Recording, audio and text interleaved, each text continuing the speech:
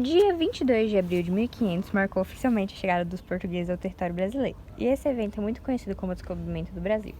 A chegada dos portugueses ao Brasil foi um dos maiores momentos das grandes navegações, processo iniciado pelos portugueses no século XV. As grandes navegações são como conhecemos as expedições exploratórias organizadas pelos portugueses no Oceano Atlântico ao longo do século. Isso só foi possível graças a uma série de fatores.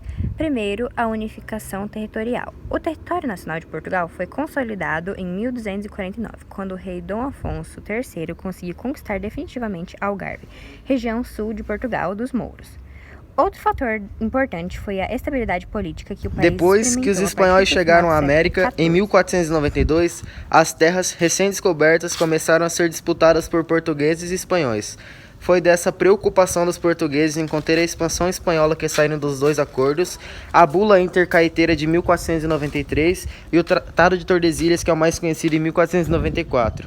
Esses dois dividiram as novas terras entre Portugal e Espanha, e o último estipulou a seguinte divisão: a 370 léguas a oeste do arquipélago de Cabo Verde seria passada uma linha imaginária, e as terras de oeste dessa linha seriam espanholas e as terras a leste dessa linha seriam dos portugueses. Nesse contexto de exploração das possibilidades de terra no oeste e de realização de comércio na Índia, é que Portugal organizou uma nova expedição. O nome escolhido para liderá-la foi a de Pedro Álvares Cabral, cavaleiro da Ordem de Cristo desde 1449. Importante ordem de cavaleiros. Os historiadores não sabem ao certo por que Cabral foi escolhido para ser o líder da expedição, já que existiam outros navegadores mais experientes que ele, como Bartolomeu Dias.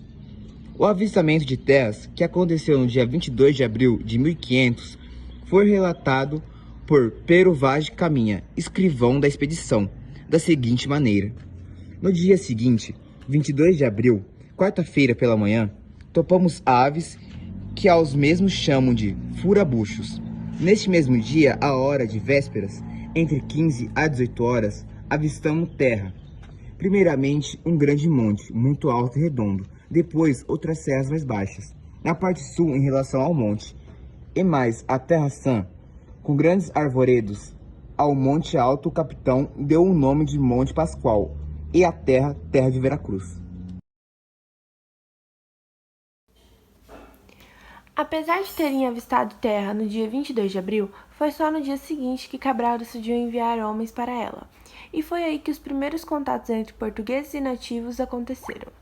Os primeiros dias em que as expedições de Pedro Álvares Cabral esteve no Brasil, após aportar um dos primeiros gestos de exposições da cultura europeia, os povos que aqui viviam foi a celebração de uma missa.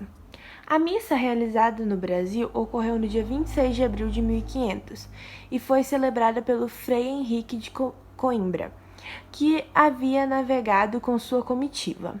A missa, como se sabe, é um ritual de maior importância para os cristãos e sua realização no Novo Mundo tinha uma importância simbólica sem igual. O relato de Pero Vaz de Caminha sobre eles afirmou que eram pardos, todos nus, sem coisa alguma que lhes cobrisse suas vergonhas. Traziam nas mãos arco e flechas. Contudo, a história conta que a primeira missa no Brasil foi celebrada em Santa Cruz de Cabralha, em Porto Seguro, mas os historiadores contam que não foi lá celebrada a primeira missa, e sim no Rio Grande do Sul, não se sabendo a cidade ao certo.